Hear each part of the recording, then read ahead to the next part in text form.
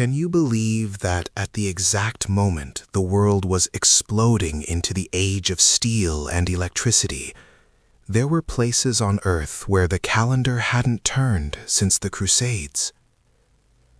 A catastrophe no one saw coming was brewing, not in the factories of London, but high above the clouds, carved into the sheer, merciless rock of the mountains. It was 1880. Think about that year. Thomas Edison was illuminating Manhattan, transcontinental trains were screaming across continents, and the entire human race was convinced it had conquered time itself, achieving technological immortality. But what if I told you there were institutions, vast empires of stone and silence, where the very concept of modernity was not just rejected, but utterly unknown, deemed a spiritual poison? We are talking about monasteries so impossibly high, so brutally isolated, that their daily schedule was still dictated by the exact same bells, the same Latin chants, the same scratch of a goose quill that ruled Europe in 1050 AD. This isn't just history preserved. This is history trapped, a pocket dimension of devotion and darkness hanging precariously over the abyss of the modern age, waiting for the inevitable collision. Imagine a monk, Brother Elias, waking before dawn, not to the sound of a steam whistle or the rattle of a carriage, but to the deep, resonant call of the matins bell, a sound that hadn't altered its timbre in 800 years. While the outside world was arguing over the future of the telephone, Elias was lighting a wick with flint and steel, preparing for a routine that defined medieval Europe, the relentless, grinding, agonizing cycle of the canonical hours. This wasn't a quaint historical choice. It was absolute spiritual and physical survival. These weren't benign caretakers of relics. This was the last desperate stand of the Dark Ages against the terrifying speed and chaotic upheaval of the Industrial Revolution. And the stakes were higher than any historian could comprehend. Because what these monks guarded, what they preserved in the icy silence of their mountain peaks, was either the key to saving the modern world or the secret that could utterly destroy it. Their lives were an exact, precise, and agonizing echo of the past. Prime at 6 a.m., terce at 9 a.m., sext at noon, none at 3 p.m., vespers as the cold, unforgiving sun dipped below the treacherous peaks, compline before the final, deathly silence of the night.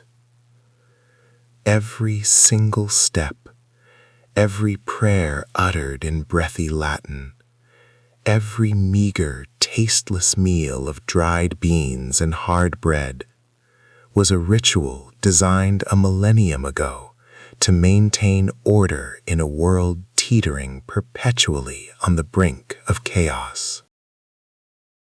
But the chaos was coming for them, delivered not by invading armies wielding siege engines and flaming arrows, but by invisible waves of change and technological arrogance.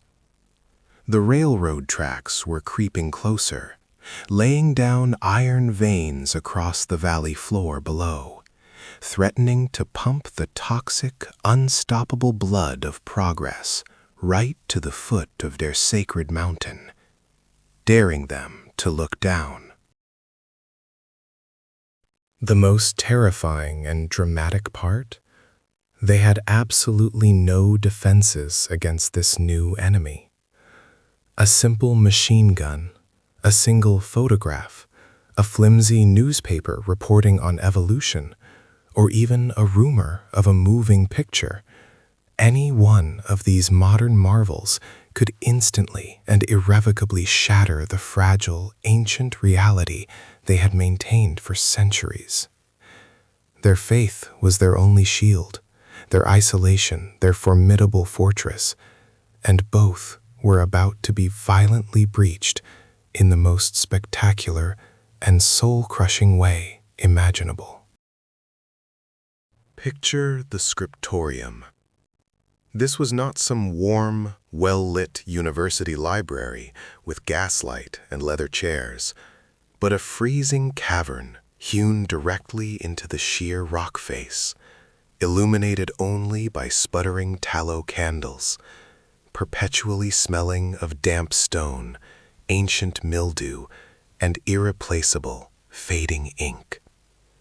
Here, Brother Elias and his few stoic companions spent the entirety of their daylight hours hunched over fragile vellum, meticulously copying texts that had not been looked at by the profane, secular world since before the first whispers of the Renaissance. Why? Why this agonizing, meticulous, repetitive labor that promised nothing but more cold and exhaustion? They believed, truly believed with every fiber of their medieval devotion, that the act of preservation itself, the steady, unchanging, eternal rhythm of their monastic lives, was a critical spiritual tether keeping the entire universe from unraveling into darkness. They were the final, crucial anchors holding the staggering ship of human civilization steady, even as the passengers above deck were blindly building engines of their own annihilation. The tension was unbearable, a silent scream frozen in the mountain air. Down in the valleys, men were talking feverishly about flying machines and communicating across vast oceans instantly using copper wire. Up here, Elias was using a sharpened, razor-edged stylus to correct a faded margin note written by a long-dead monk named Benedictus in the year 1215. The gap was not merely geographical, it was temporal. It was a full 1,000 years of human experience compressed violently into a few miles of perilous vertical climb. And then, the first sign of the apocalypse, a faint, impossible metallic screech, carried on a freak swirling gust of wind, echoing unnaturally up the sheer cliff face. It wasn't the sound of an eagle's cry, or a falling rock, or even the familiar howling threat of the winter storm. It was the devastating, undeniable sound of progress itself. It was the sound of the world ending their eternal isolation. Can you imagine the visceral, bone-deep terror of that sound? They didn't understand the complex physics of a locomotive engine, only the existential dread of a monstrous noise that brutally defied nature, that mocked the silence of God. This wasn't just noise pollution entering their space. It was a demonic intrusion, a terrible prophecy fulfilled that the outside world had finally found the way up, and they were coming. This is the story of the last medieval society left on Earth, desperately clinging to existence in the rapidly changing year 1880, fighting a battle not with swords and armor, but with silence, prayer, and the unwavering, terrifying dedication to routines, that should have died centuries ago. Stay with me, because what happened next, when the modern world finally collided with the timeless stone walls of the mountain monasteries, was an implosion of history that changed the course of human knowledge forever. It was the brutal, inevitable clash of the goosequill and the telegraph, the sputtering candle and the blinding light bulb, the devoted monk and the arrogant, calculating engineer. And only one way of life, one temporal reality, was going to survive this catastrophic encounter. Prepare yourself. This is the truth behind the mountain monasteries and the terrifying, priceless knowledge they tried desperately to hide from a world that refused to stop turning. Get ready. This is only part 1. The silence was not merely the absence of sound.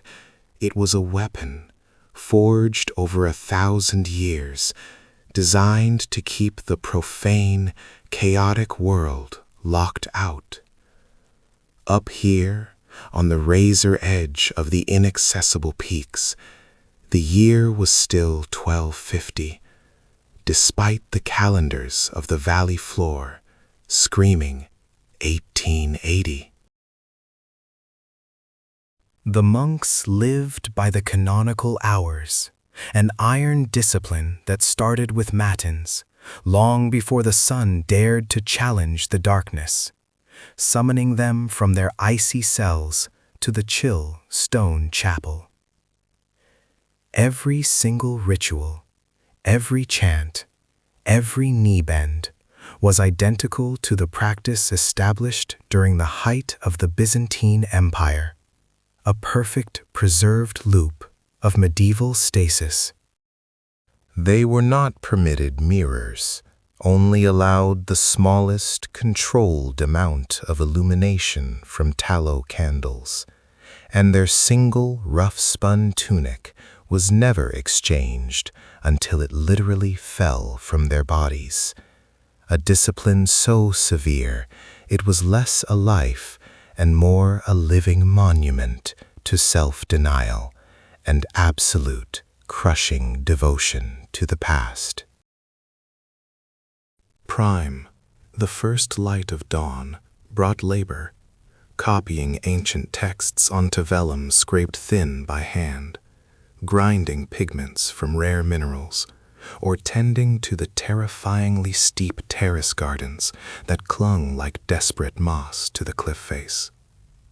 Every muscle ache, every drop of sweat was a measured tribute to the rigid schedule.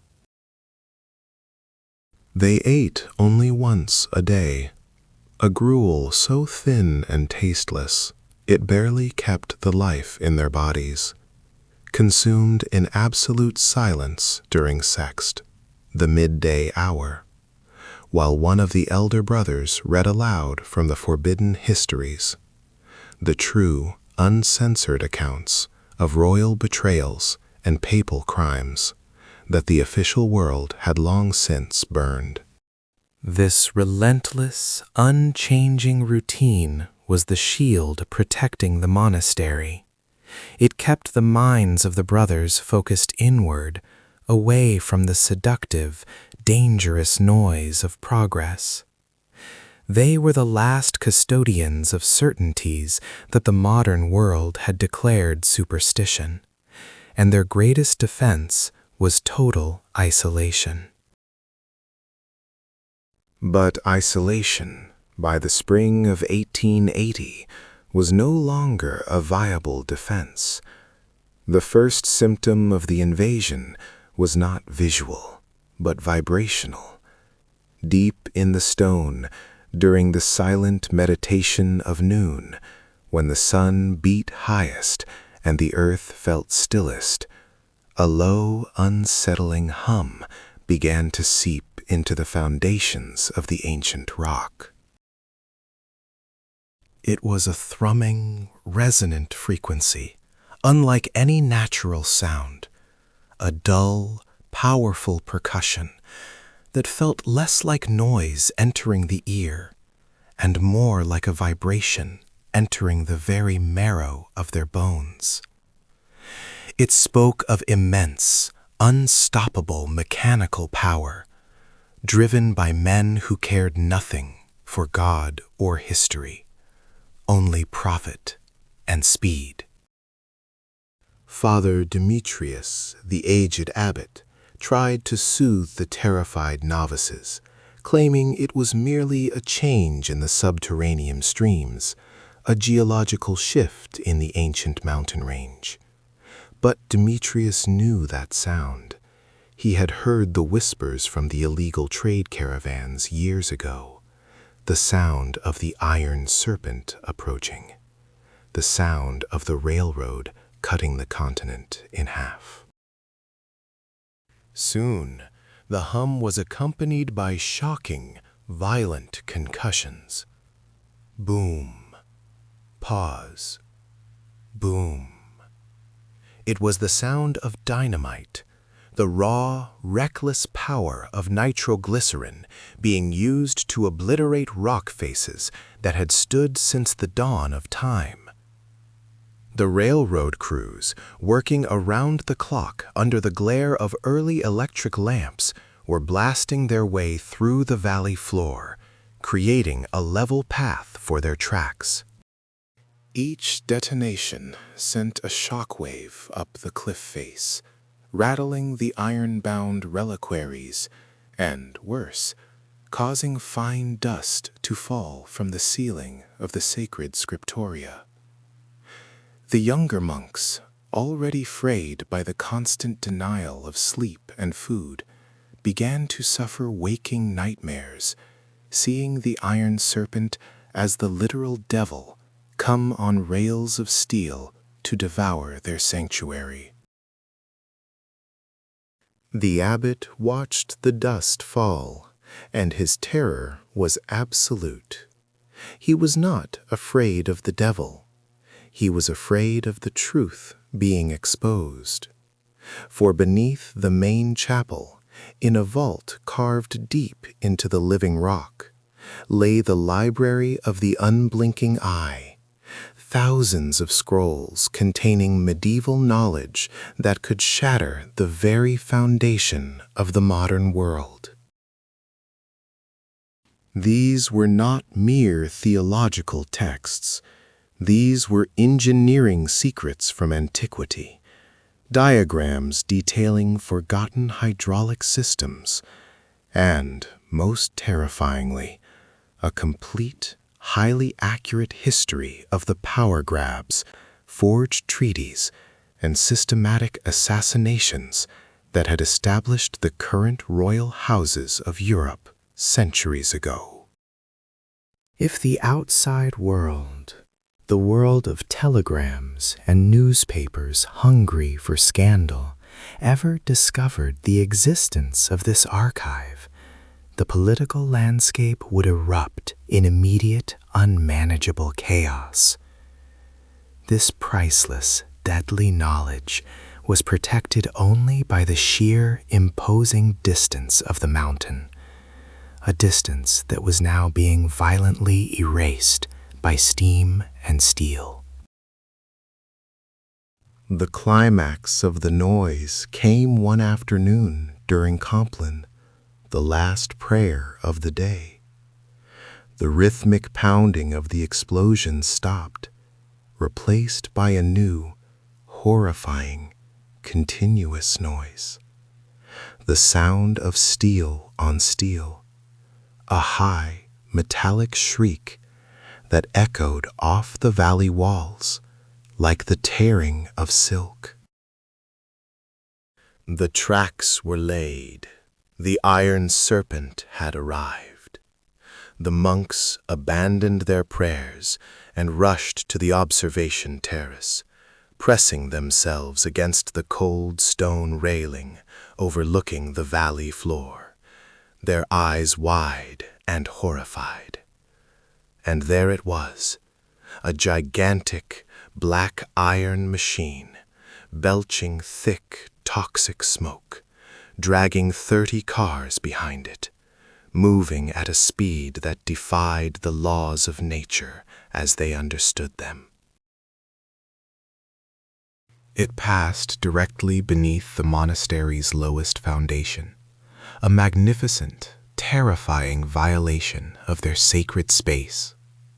The roar of the engine was deafening, a visceral, vulgar scream of modernity against the silence of 1,000 years. But it was the aftermath that truly sealed their doom. As the massive weight of the engine hammered over the newly laid rails directly below, the resulting ground shock, perfectly timed and aligned with a structural weakness in the ancient stone, caused a sudden, sharp crack to propagate deep within the vault itself.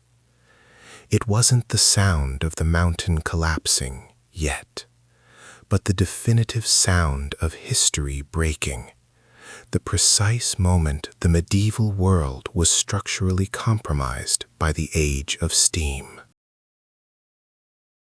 The tremor that pulsed through the ancient rock-cut chapel did not originate from the earth's deep convulsions, but from a calculated, rhythmic, and utterly alien mechanical force.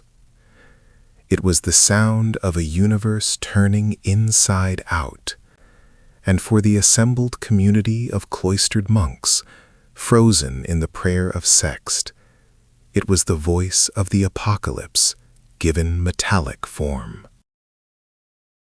Their 1,000-year-old silence, a profound and necessary ingredient for salvation, had been violently shredded, replaced by a deep, vibrating resonance that seemed to travel not through the air, but through the very bone structure of the mountain itself, shaking the mosaics loose from the damp stone walls.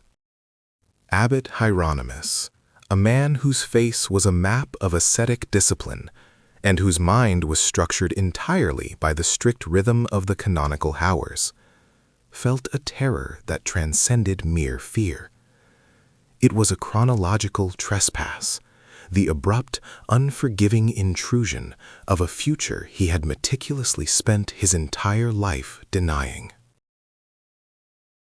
He had dedicated 7 decades to preserving the world of 1150 CE, to living by the precise, unchanging dictates of Saint Benedict, measuring time only by the sun's meridian and the chanting of the Psalms.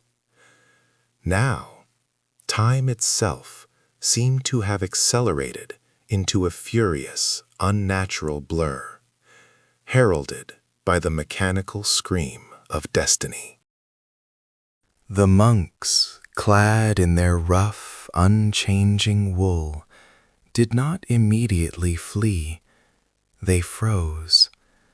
Their training demanded absolute immobility during prayer, even if the rafters were falling. Yet their eyes darted toward the single, high-arched window, a tiny portal looking out over the precipice and the valley floor a mile below. That valley floor, until this moment, had been an abstract space, a misty void separating the pure, preserved holiness of the monastery from the vague, rumored corruption of the world of men. But the sound, that monstrous, piston-driven thump, was rising, proving that the world of men was no longer vague, but highly structured, highly organized, and terrifyingly efficient. It wasn't the howl of a wolf or the rumble of distant thunder. It was an industrial heartbeat, the pulse of the Iron Age demanding recognition. The very air tasted of ozone and a strange mineral dust that had been lofted up the gorge, alien particles polluting the pristine atmosphere they guarded.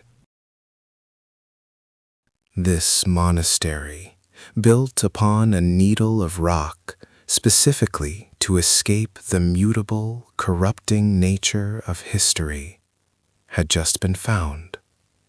The isolation was over.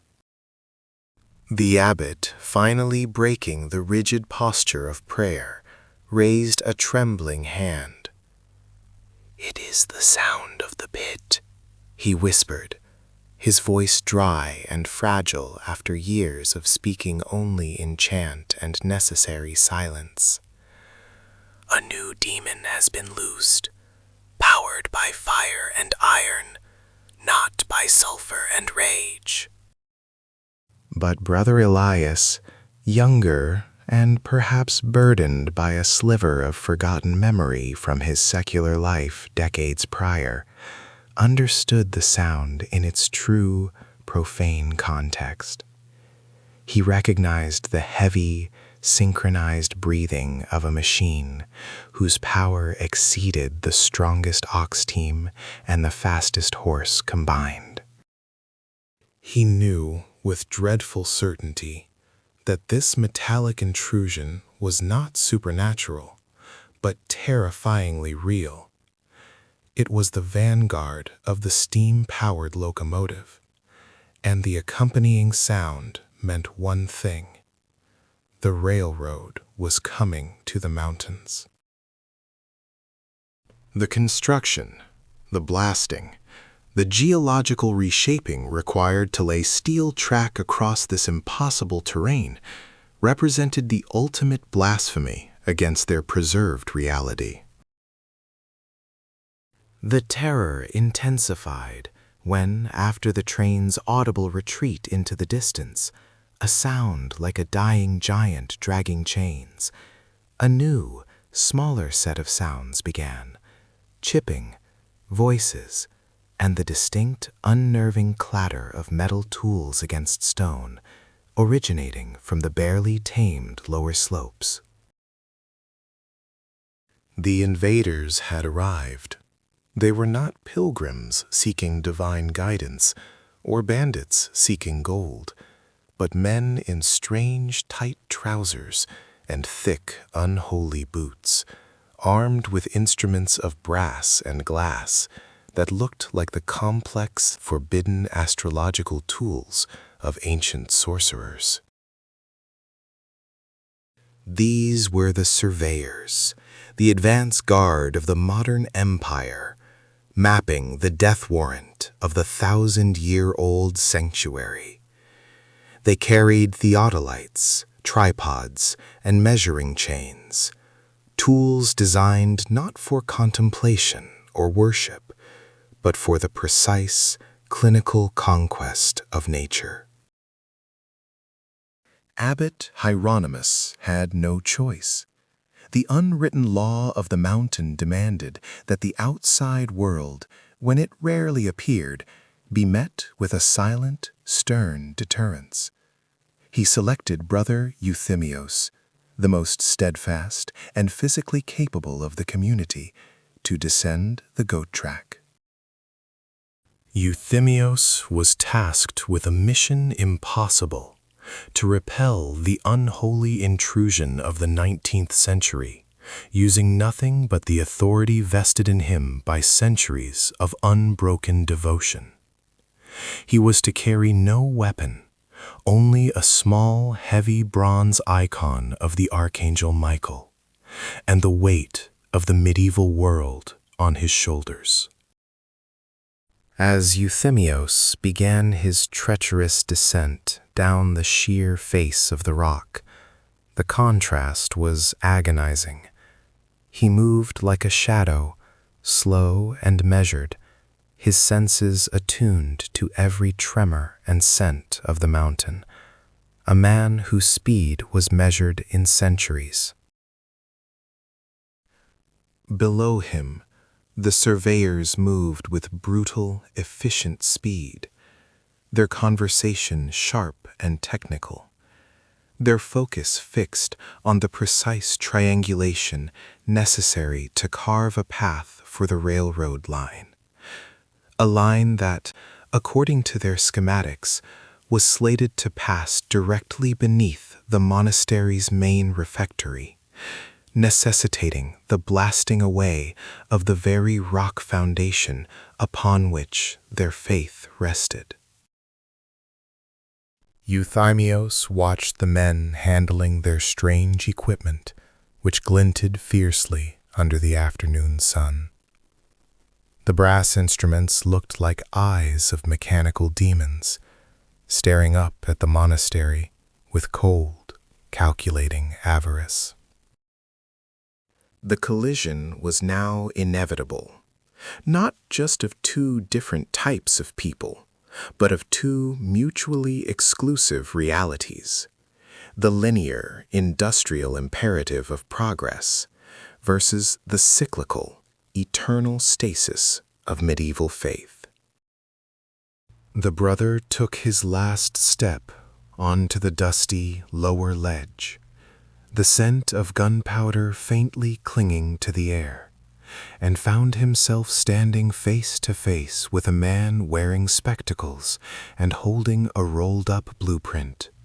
A man who looked at the ancient sanctuary not as a place of worship, but as a severe, expensive obstacle to be overcome. The silence that fell upon the high cloister was heavier than any bell toll, thicker than the dust of 1,000 years.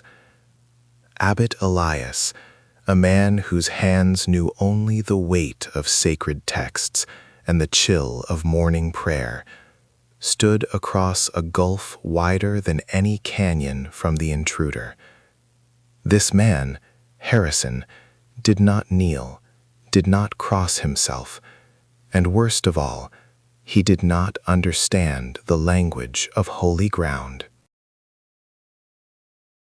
He only saw angles, gradients, and the brutal, unforgiving curve of the profit margin.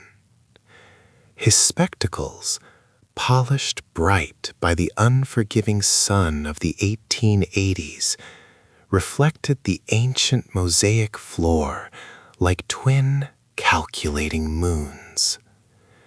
He had traveled 300 miles by steam train, 4 days by mule, and finally scaled this sheer rock face, not to seek salvation, but to deliver an eviction notice written in the cold, hard language of civil engineering. Harrison unrolled the heavy linen blueprint with a snap that echoed through the otherwise soundproofed sanctuary, a sound utterly alien to the whispers of matins. It was a terrifying map of the future, a web of impossibly straight lines drawn across God's own chaotic topography. This was not just a road. This was the iron serpent, the artery of the new world, demanding passage directly through the sacred heart of the mountain. The line marked in sharp black graphite, the intended course for the great central tunnel, ran with cruel mathematical certainty straight beneath the main chapel, the very crypt holding the relics of Saint Cyprian, the monastery's founder from the Dark Ages. The line screamed for 800 tons of dynamite and the total erasure of 1,200 years of consecrated history. Father Elias, Harrison's voice was dry, clipped, and devoid of reverence, a sound like grinding gears. This structure, while historically significant, is unfortunately situated directly above the intended grade level for the mainline access. We require a 300-foot cut and cover section here, which means relocation is mandatory. He continued, his eyes scanning the structure as if assessing a poorly constructed shed. The alternative is a 7-mile detour through unstable schist rock, which the shareholders will simply not tolerate. Time is capital, Father. He spoke of shareholders and capital as if they were deities, far more powerful and immediate than the distant, silent god of the monks. He offered a check, a staggering sum, enough to rebuild 10 monasteries in the valley below, a fortune that represented more wealth than this entire brotherhood had accumulated in a millennium of austere poverty. It was the lure of the modern world, a temptation of gold, meant to buy history itself. But Elias did not even glance at the offered paper. The abbot's eyes, deep set and heavy with the wisdom of the liturgical calendar, saw only sacrilege. For the monks, time was cyclical, defined by the relentless, predictable turning of the canonical hours: lauds, prime, terce, sext, none, vespers, compline. The external world, the fleeting decades, the rise and fall of empires, meant nothing compared to the eternal cycle of prayer. To move the monastery was not merely a construction project, it was a cosmic disruption, a severance of the physical link to their founding saints. They weren't just protecting stones, they were protecting a spiritual conduit, a 1,000-year-old covenant with the divine. Mr. Harrison, the abbot finally spoke, his voice low, trained by centuries of chanting, yet carrying the iron authority of absolute faith. This place was dedicated under the reign of Emperor Basil II. It predates your nation, your company, and certainly your concept of shareholders. We do not negotiate the will of God for temporary convenience. Harrison's composure finally cracked, just a sliver of annoyance showing in the tight line of his jaw. He tapped the blueprint sharply, impatiently. You fail to grasp the gravity of the situation, Father. This is not a request. It is a notification. The surveyors are already 3 days behind schedule. If you refuse the compensation and the orderly relocation, the acquisition order will be served by the military police, and the structure will be condemned and cleared for demolition starting Monday morning, regardless of the consequences. Progress does not wait for prayers. He emphasized the word demolition with a terrifying casualness, a word that suggested the total annihilation of everything Elias held sacred. The fight was no longer spiritual, it was structural.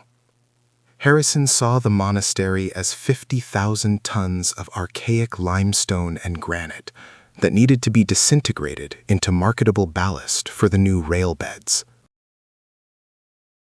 The abbot watched the engineer retreat, the modern man scrambling down the treacherous stone steps with shocking speed and confidence, the rolled blueprint tucked like a weapon beneath his arm. The silence returned, but it was a poisoned silence, heavy with the ticking clock of the outside world, a silence that knew its days were numbered. Elias gathered the brotherhood. The news spread like a chill through the cold stones. The younger monks, those who had perhaps heard distant rumors of the steam chariots and the talking wires of the cities, were terrified. But the older monks, veterans of a routine unchanged since the Crusades, felt only righteous anger. They were not modern men. They did not understand lawsuits or zoning laws. They understood defense, siege warfare, and the inviolability of the sanctuary.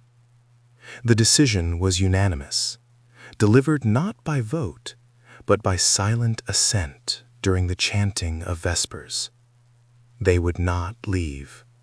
They would barricade the gates. They would reinforce the ancient walls, walls originally built to withstand Magyar raiding parties, not bureaucratic warders. They began hauling water, stocking the tiny, dusty granaries with enough dried beans and hard bread to last a month, and checking the tension on the ancient, rarely used portcullis mechanism. Their defense was not against the modern law, but against the ancient, eternal threat of the invader. The sound that evening was not the rush of wind or the cry of the mountain eagle. It was a new sound, a mechanized drone, faint but persistent, carried on the high-altitude currents. It was the sound of earth movers, steam-powered shovels, and the metallic clang of steel rails being offloaded miles below in the valley. The iron serpent was no longer an abstract blueprint. It was moving, breathing, and consuming the landscape. The monks knew that, come Monday morning, the true siege would begin. They had only 2 days, 48 short, agonizing hours, to turn a house of prayer into an impenetrable fortress, utilizing skills and materials that had been obsolete since the fall of Constantinople. The confrontation was set, the 10th century against the 19th, faith against dynamite, routine against relentless, unstoppable progress. And as the bells of Compline rang out, a fragile, defiant melody against the roar of the nascent industrial age, the gates of the mountain monastery were locked and barred for the first time in 300 years, awaiting the catastrophe that Harrison had promised. The iron bolt slid home with a sickening finality, the sound echoing not just through the cold stone corridors of the monastery, but across 1,200 years of history. It was the sound of surrender, even though the abbot Elias had intended it as a defiance. For 300 years, since the last great plague scare, the outer gate had been merely latched, a symbolic barrier against a world that had long since forgotten they existed. Now the massive oak was sealed, reinforced by timber from the ancient forest, turning this sanctuary into a cage awaiting the hunter.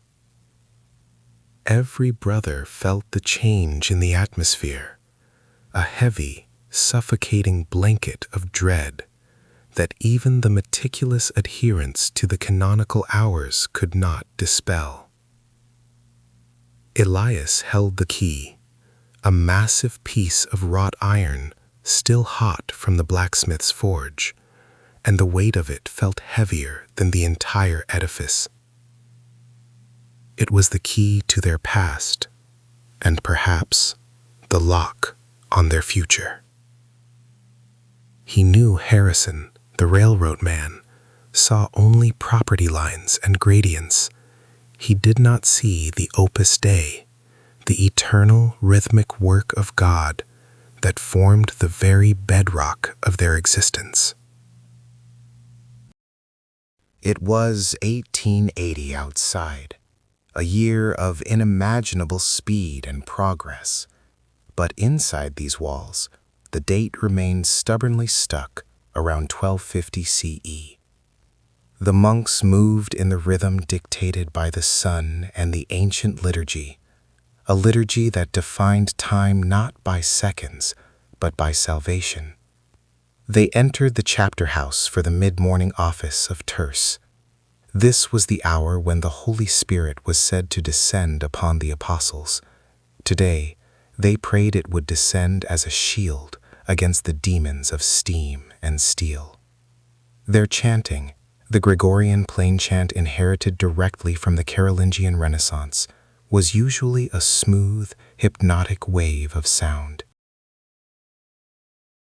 Today, it was strained, brittle, a thin line of resistance against the invisible force gathering momentum in the valley below. Brother Matthias, the oldest among them, renowned for his unwavering pitch, trembled slightly, his voice cracking on the final syllable of the Gloria Patri. Their world was one of vellum and beeswax, of laborious copying in the scriptorium, where the finest illuminated manuscripts still took years to complete. They preserved knowledge the modern world deemed obsolete, complex astronomical calculations based on Ptolemy, intricate herbal remedies catalogued by the Desert Fathers, and legal codes predating Charlemagne.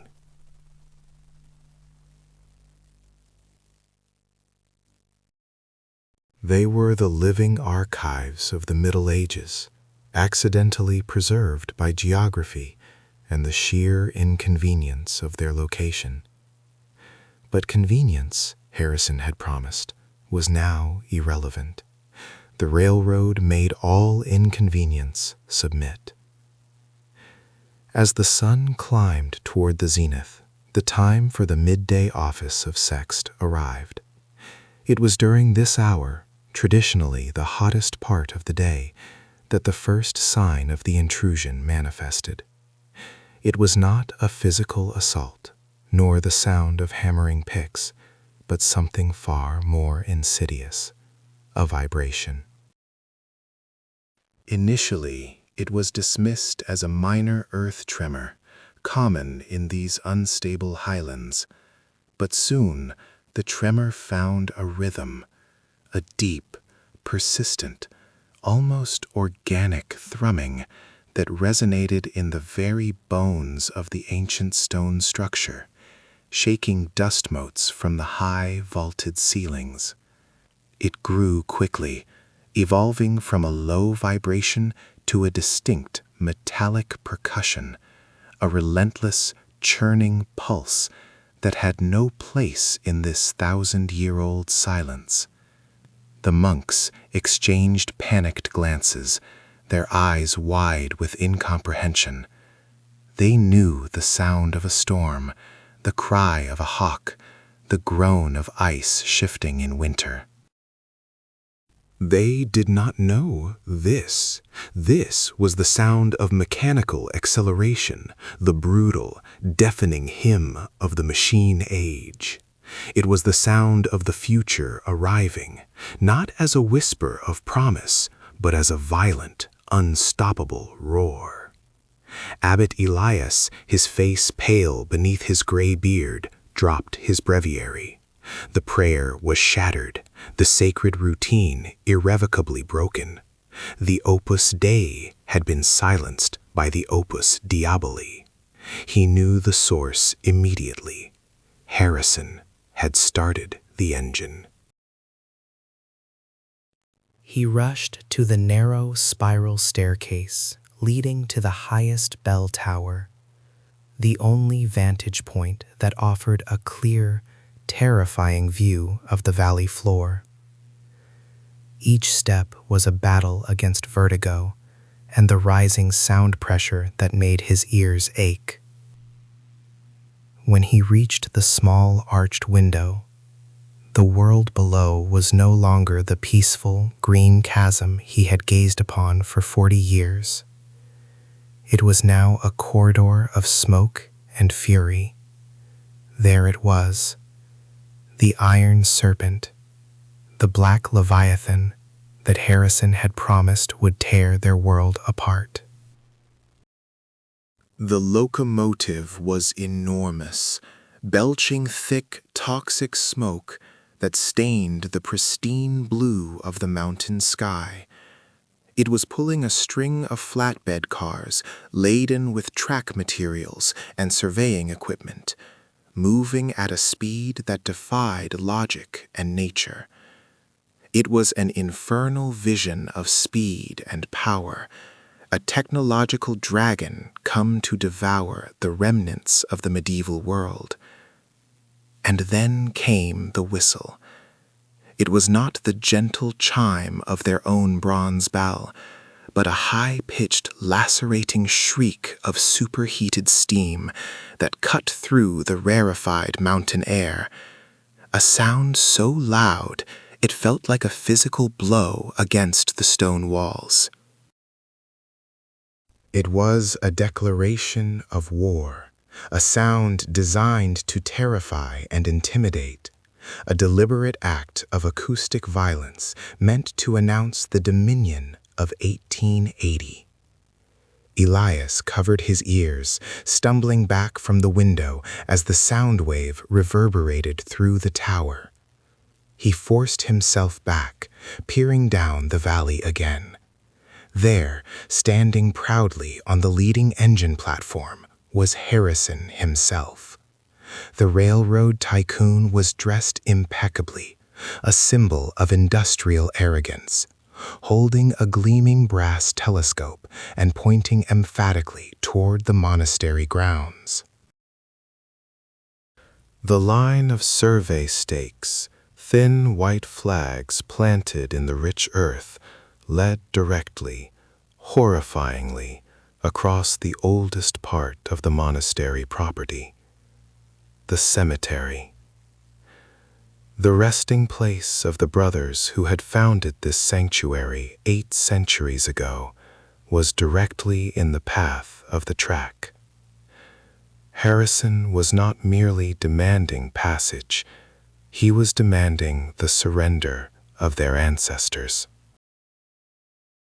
The confrontation was no longer theoretical. It was a choice between the 1,000-year-old repose of the dead and the unstoppable momentum of the modern age. Elias gripped the cold stone sill, the fear turning into a cold, diamond-hard resolve. The sealed gate was their only defense, and now they were truly alone against the thunder of the machine.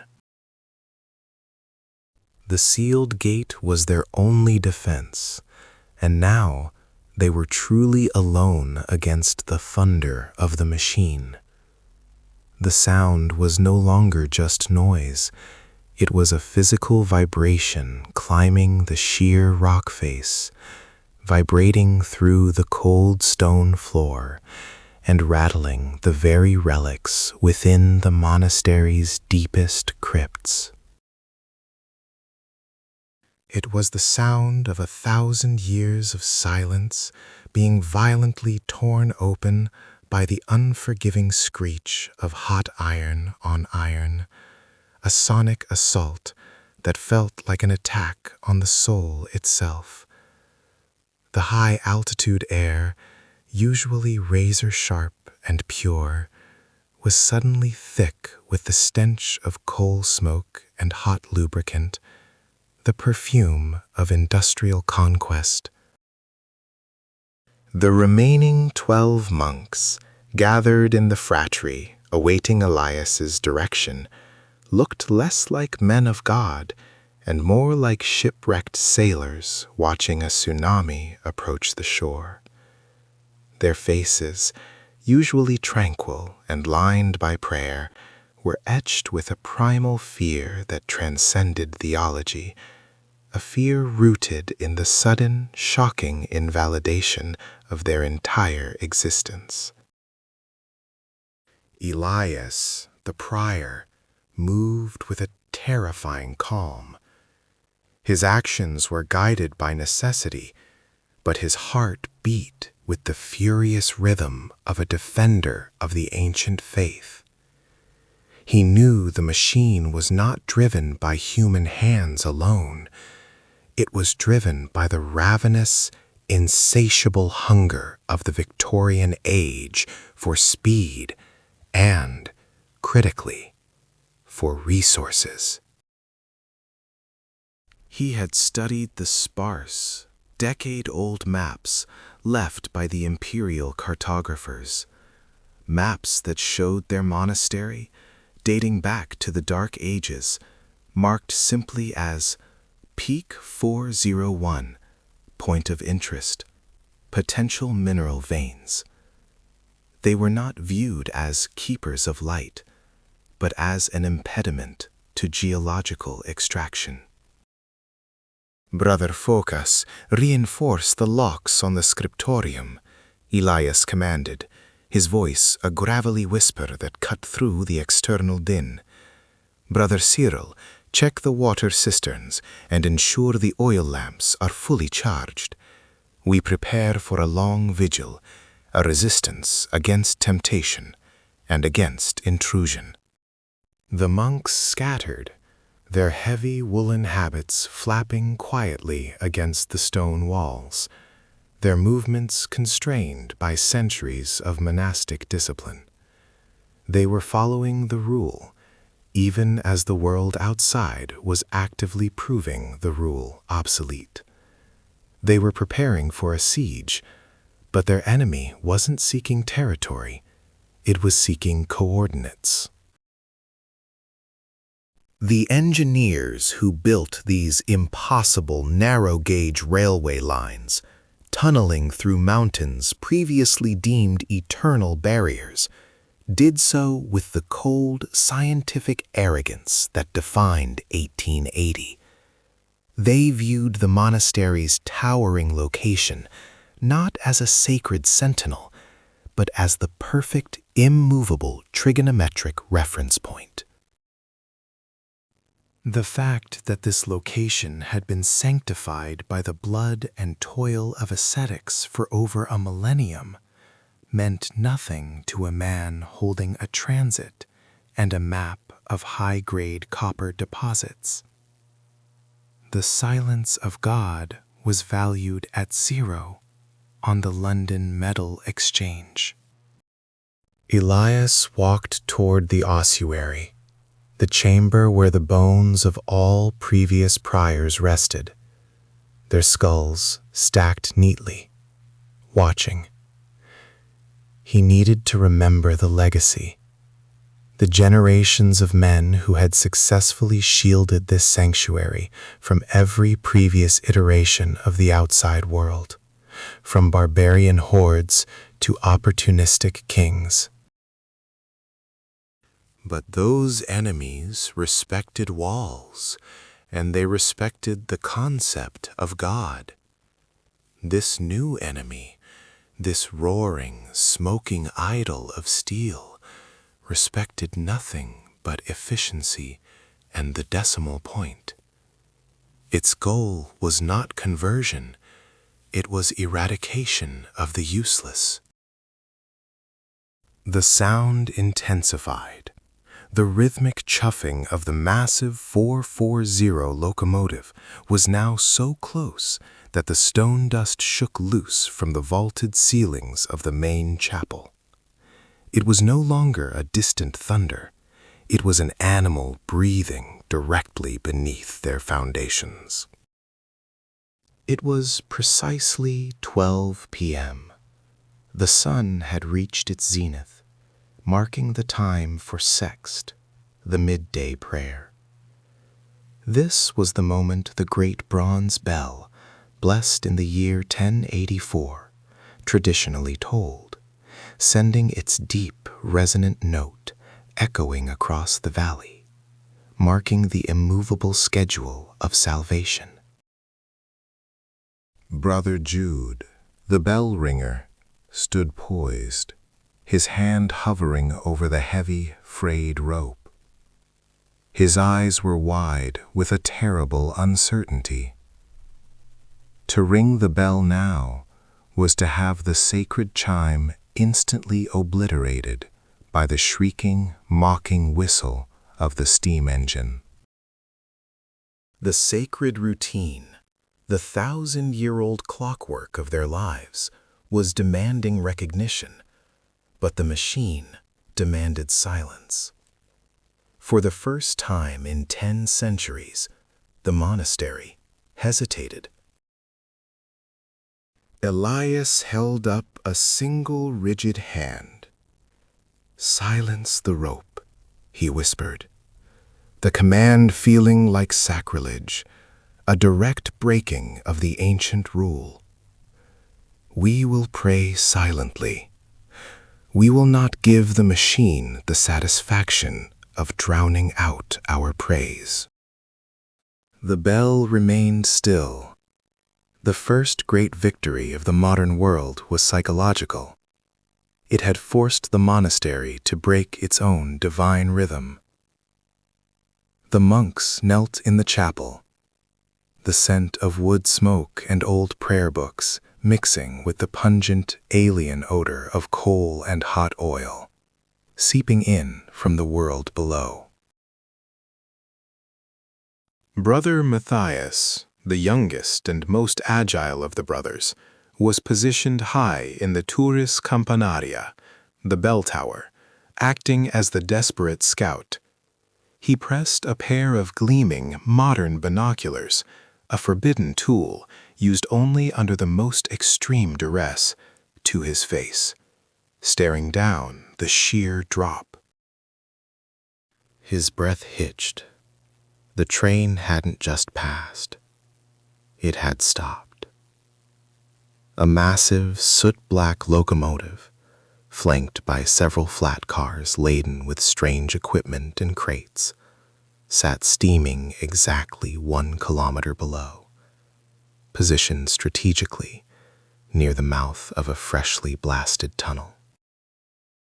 Men were pouring out, not travelers or pilgrims, but rough, disciplined laborers, wearing thick leather and canvas, wielding picks, shovels, and most terrifyingly, tripoded surveying instruments. They were engineers, geologists, and foremen. Matthias focused the lens. He could see their faces, rugged and focused, devoid of any spiritual concern. They were pointing up, their arms sweeping toward the towering, isolated complex of the monastery itself. They were setting up instruments. They weren't just observing the mountain. They were using the monastery as their benchmark. He dropped the binoculars. The crash of the brass and glass on the stone floor was deafening in the tower's confines, yet completely muted by the relentless roar of the steam and the metallic clang of tools below.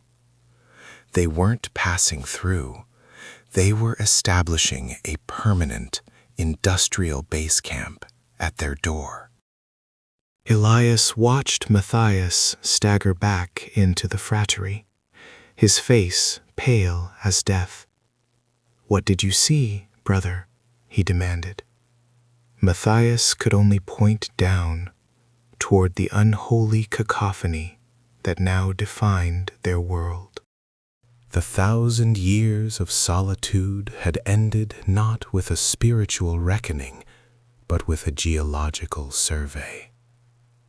Elias knew their ancient existence was now a mathematical problem to be solved, a logistical hurdle to be cleared. The sealed gate was useless. The machine had arrived, and it was digging in. The earth itself began to weep dust.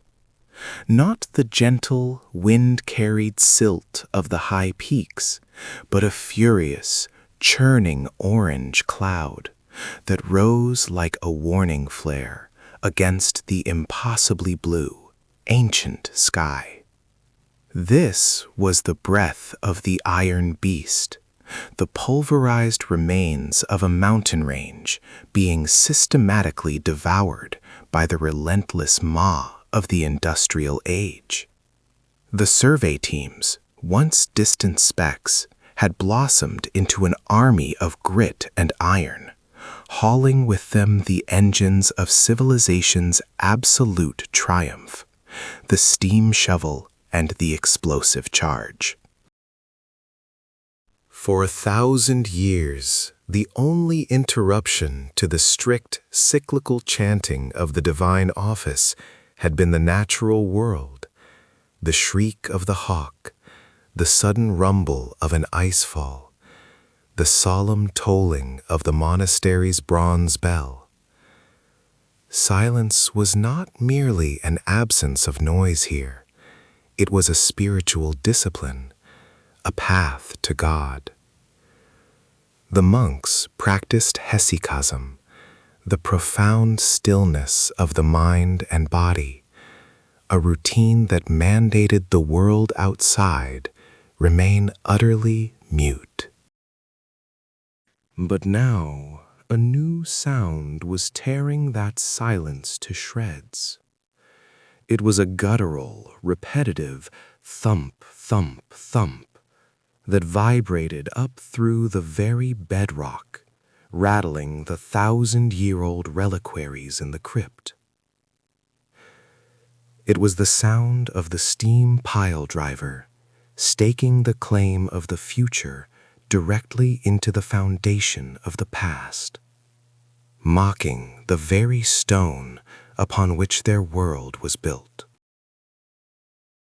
Father Superior Ionikios stood rigid in the refectory, his ancient hands trembling slightly on the edge of the wooden table. The midday meal, usually a moment of silent, rhythmic chewing and scripture reading, had become a terrifying exercise in forced composure. His eyes, usually pools of serene, unwavering faith, now held a glint of genuine, chilling horror. He refused to acknowledge the noise, ordering the reading monk, Father Palamas, to raise his voice, to drown out the mechanical blasphemy with the eternal words of the Psalter. But even Palamas, a man who had not left the mountaintop in 60 years, found his voice cracking and thin against the rising tide of industrial clamor. He was reading Psalm 104, praising God who lays the beams of his upper chambers on their waters. Yet outside, man was laying iron beams on his rock, demanding that the mountain end to the will of commerce and profit. Elias Vostok, the chief surveyor, stood a mile down the slope, watching his massive Bucyrus steam shovel bite into the granite with effortless, almost insulting ease. He viewed the monastery not as a holy site, but as an engineering anomaly, an obstacle designated for bypass, or, if necessary, brutal, total relocation. His calculations were precise, coldly scientific. 120,000 cubic meters of earth and rock must be moved to achieve the required 1.5% gradient for the main track line. The monastery sat right on the edge of that crucial gradient. 1,000 years of history reduced to a decimal point in a ledger. Elias had deployed the latest dynamite formulation, nitroglycerin stabilized with diatomaceous earth, the revolutionary new invention known as high-grade blasting gelatin. It was powerful enough to shatter the mountain's heart, a calculated force far beyond the comprehension of the monks, whose world was held together by faith, not chemical energy. Every charge he set, every measure he took, was a direct, calculated insult to the monk's claim of divine permanence. This wasn't just noise, It was an ultimatum delivered by physics and finance. The machine never rested. Its labor was the terrifying, unholy antithesis of the monk's holy, rhythmic, eternal routine. The clang of steel on steel, the shriek of steam escaping the pressure valves, it all arrived precisely at the hour of none, shattering the peaceful contemplation that was meant to precede Vespers. The monks, trained since boyhood to keep their postures straight and their focus internal, found their hearts beating in frantic sync with the rhythmic churning of the great mechanical gears down below. Their discipline was visibly breaking under the relentless physical assault of sound. They had held to the rule of Saint Benedict and Saint Basil for centuries, their lives mapped out by the sun and the bell, their entire world defined by the sequence of matins, lauds, prime, terce, sext, none, vespers, and compline. Each hour was a sacred seal on time, preserving the bubble of eternity they lived in, immutable and safe. But the external world, the world of speed and ruthless profit, had no concept of none. It only knew time saved and cost efficiency. The steam engine didn't care about their liturgy. It demanded only coal, water, and endless forward motion. It was a worship of efficiency that rivaled their own worship of absolute stasis, a new religion of velocity. Ionikios finally walked out onto the ancient stone terrace, the wind whipping his heavy black robes around him. He looked down the sheer cliff face, past the dizzying drop, and saw it. A line of bright yellow surveyor's tape, fluttering defiantly just a few hundred yards from the monastery's lowest exterior wall. This tape wasn't just marking ground, it was marking the boundary of the past, stating exactly where the future intended to cut its destructive path. The monastery itself, a masterpiece of Byzantine engineering and stubborn faith, had resisted gravity and weather for over a millennium. Its walls, constructed of massive, irregular stones, held together by mortar mixed with goat hair and prayer, were designed to withstand the fury of God, not the calculated demolition of man. Its static equilibrium was about to meet dynamic force.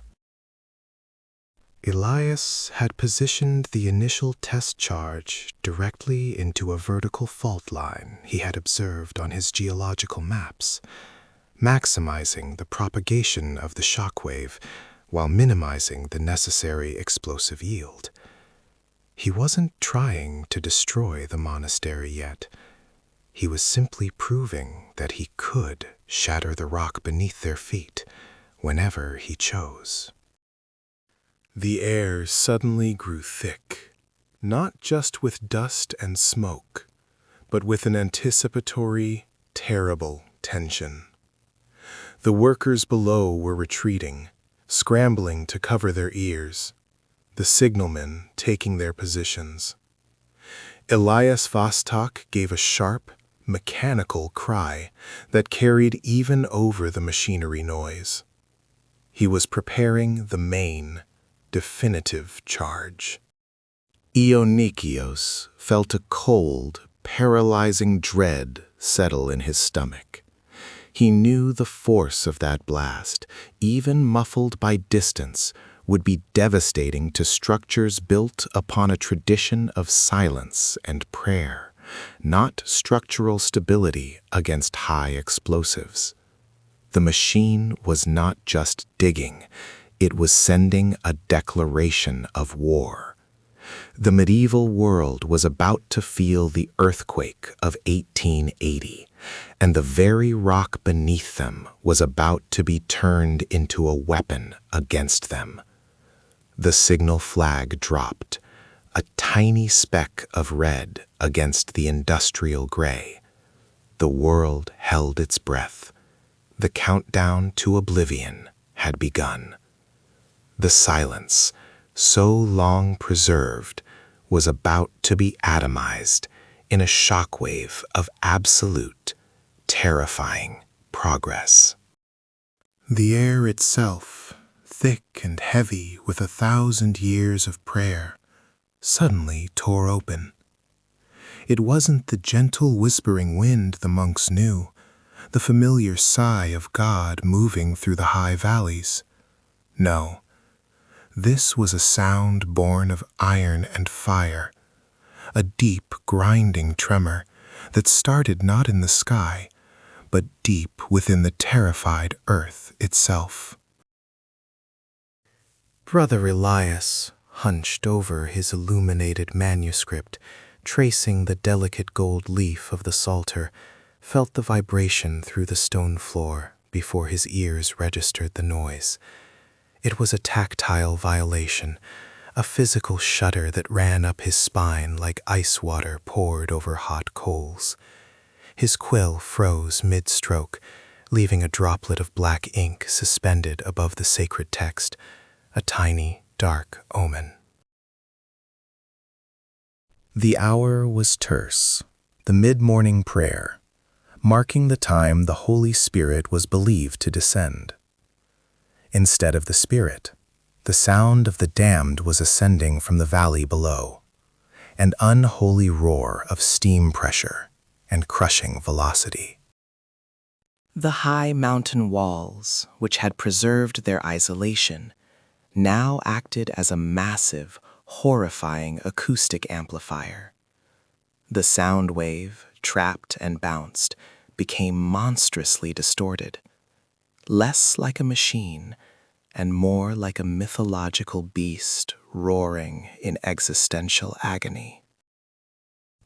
For centuries, the loudest noise they experienced was the tolling of the great bell, summoning them to prayer, or the violent crack of a sudden winter thunderstorm.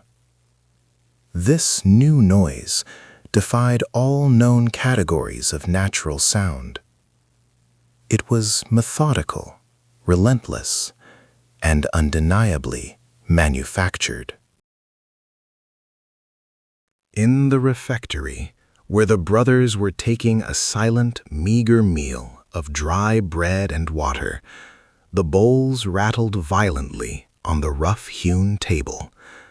Novices, young men who had never seen anything beyond the monastery walls, clutched at their robes, their eyes wide with the conviction that the final judgment was upon them, heralded by an iron dragon.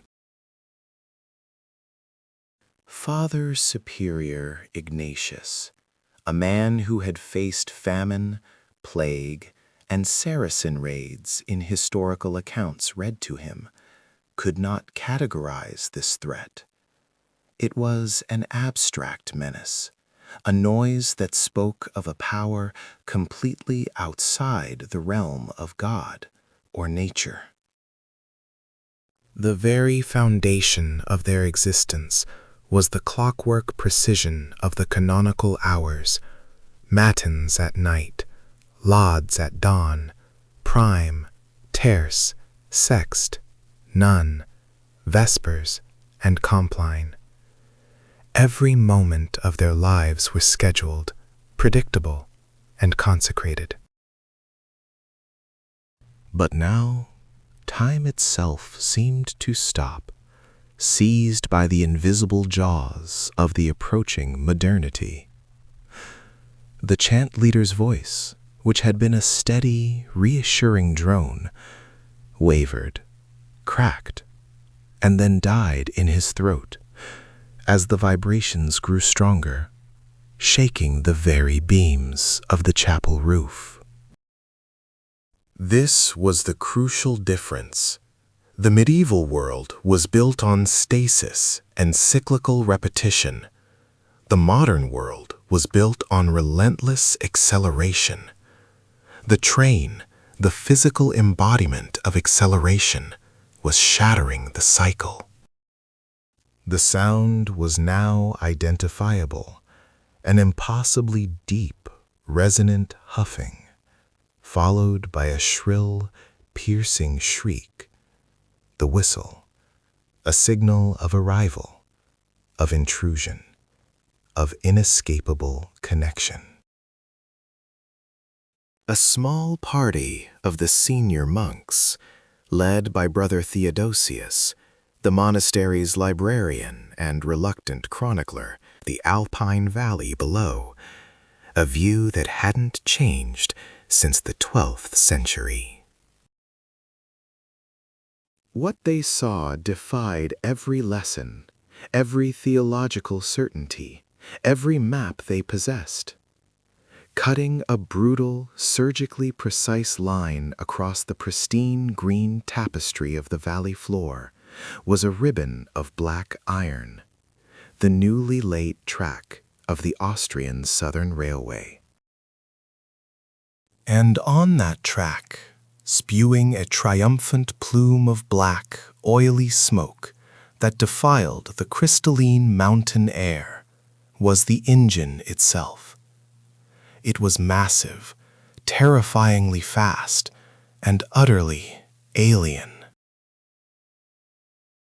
The monks had seen drawings of demons, gargoyles carved into cathedral eaves, and fiery beasts from the Book of Revelation.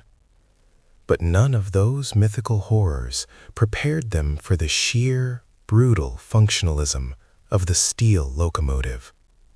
It was a beast designed purely for speed and consumption. This particular machine, perhaps a powerful 240 or 440 type, was a masterpiece of 1880s engineering, built to haul heavy loads through treacherous mountain passes. Its brass fittings gleamed mockingly in the high sun, and its enormous, articulated driving wheels churned the miles beneath it with indifferent power. It was a monument to the god of efficiency, and its presence declared the immediate bankruptcy of the monastery's economy of prayer. The distance they thought was their salvation, the vertical drop of nearly 5,000 feet, was now meaningless. Theodosius lifted his hand to shield his eyes, not from the sun, but from the unbearable glare of the polished steel. He saw the face of the engineer leaning out the window, a man wearing a greasy cap and protective goggles, casually smoking a cheap cigar.